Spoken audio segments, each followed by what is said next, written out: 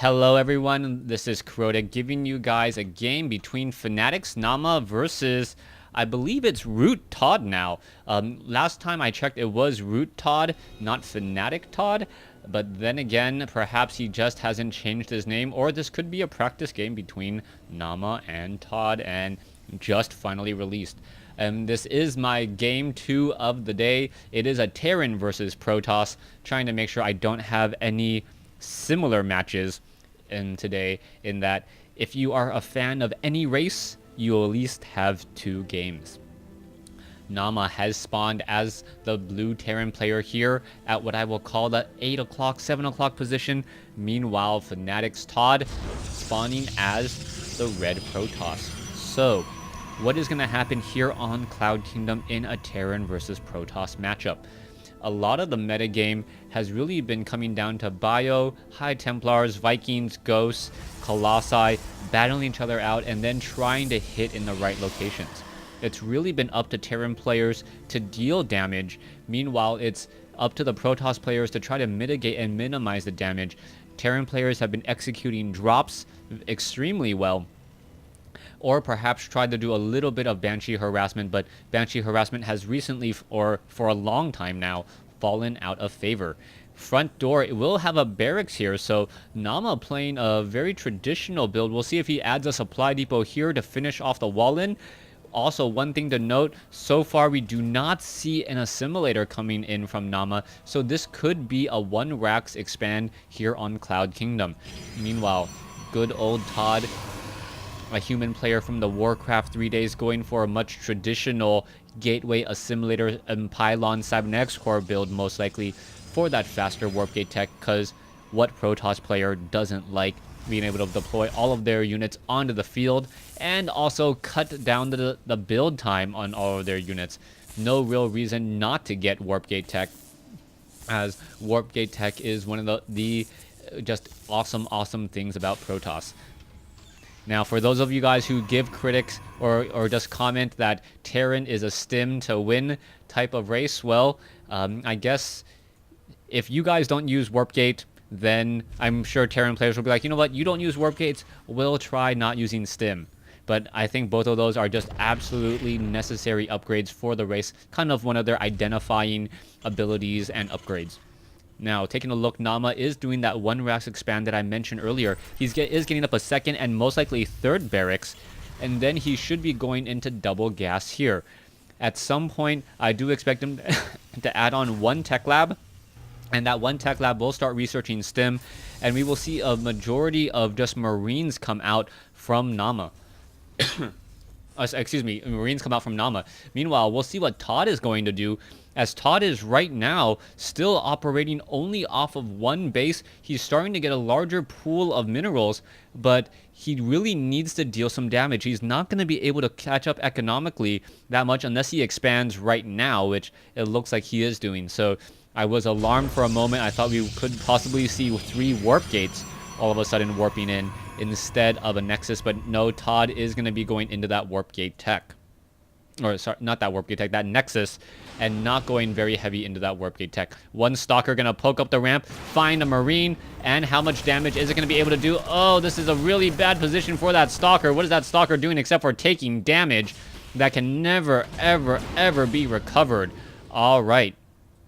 Stalker doesn't really stand much of a chance here. I guess you could always have a Stalker try and exchange shield points for damage on a bunker that is... Oh, what is he doing with that Zealot? The Zealot down to 2 hit points. And wow, trading a Zealot and getting them down to 2 hit points for the cost of 1 Marine. Oh, the Stalker backing away. A little bit of this early dance. And I'm surprised that Todd actually wasn't able to capitalize much here. We're going to see a lot of Marines now make their way out, and there's nothing at the Zelnaga Tower. This is going to be very bad position, as the Zealot may end up getting shot, and the Zealot will be taking a lot of damage here. The Stalker now trying to retreat. We are getting this Nexus up. There is not enough production buildings, only 3 warp gates, count them. Robotics facility not yet up yet, as there are just going to be a lot of Marines, and wow, Naama now moving in with an all-in. What was this? How did I miss this? I'm gonna have to re-watch this replay and keep track of what actually happened and what went on. I thought I saw a command center being placed down, but this was actually a very tactical one all-in attempt after it looks like an expansion was coming in, and because Todd did not get the necessary gateways, instead went for a Nexus, he doesn't have enough production buildings. SCVs now trying to charge up the ramp. The Marines are going to get there. SCVs, are they on auto repair? Is it going to be successful? There could be a force field on the ramp though, as the Nexus should get taken down. Not quite sure what Naama really hopes to do here. Is there that many Marines? Only 10 Marines. There's a Guardian shield, and Todd, if he's able to hold this off, will come out ahead, but a bunker is already in position. Todd does not need to engage here. There is no reason for him to be engaging here at all. There are still some SCVs back home. You can still see gas is being harvested for really no reason whatsoever, as Todd now taking a bit of damage and losing that Nexus from the high ground. Stalkers now shooting from the high ground down onto the low ground. These SCVs will, some of them will get taken down as we see a salvage here. All right, a very interesting opening, and it looks like I will not be forced to recast this game, as the Marines and now some of the SCVs are backing off here. So Naama now opting to go into a factory tech, and it kind of forced one base play.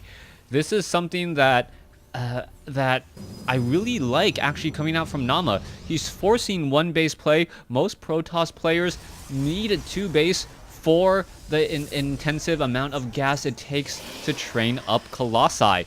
Now, without the two additional assimilators at the natural expansion, the Protoss player is not going to be able to research extended thermal lance while training up Colossi as well. We can see that Naama, if he goes for a pure Marine medevac strategy, that may work out even better for him, as Naama is really curious and needs to figure out what is going on the other side of the map. All right, Immortal now going to be coming up here. The Marines do not have stim. They do not have combat shield. These are pretty much unbuffed Marines in every sense of the term. How much damage can they do, as we are now going into Siege Tank with Siege Tech? This is not your typical build coming in. Most Terran players do not opt to go for Siege Tech at all. And we're now going to see two Immortals try to bust open this ramp here, as now a Stalker, or I believe a Starport, is adding on a Tech Lab. Not sure what it's going to be using that for. I could have sworn it would have been Marines and medevacs. So far coming in, there are Marines simply on patrol. One pylon has been spotted over here. The observer is now in position, and here comes the engagement. Force field could be coming in, and now one observer is backed off the siege tank, looking to push back some of those units. Was the observer shot down? No, it was not. And now, once the siege tank does get that siege tech, only another couple more seconds, it will be enough. That front door is pretty much now wide open. Immortal is able to deal a lot of damage here, as a Marine quickly picked off. And now siege tanks are going to be able to blast onto the low ground. Todd cannot afford to take all of that siege tank damage, as now we are going to be getting up a second siege tank. And I believe Todd will be backing away, as he does have an economic advantage running on two bases, with a harvester count advantage as well. So far, Naama is still only running on one orbital command. He is not even building up a second command center to lift off and land at the natural expansion. Four barracks, 22 Marines, and now a Banshee on the move. Todd cannot and should not be sitting here. These units are not really doing anything, and they can get picked off by Naama very, very quickly. One Banshee looking to perhaps raid in the backfield. It does not look like that cloaking has been researched.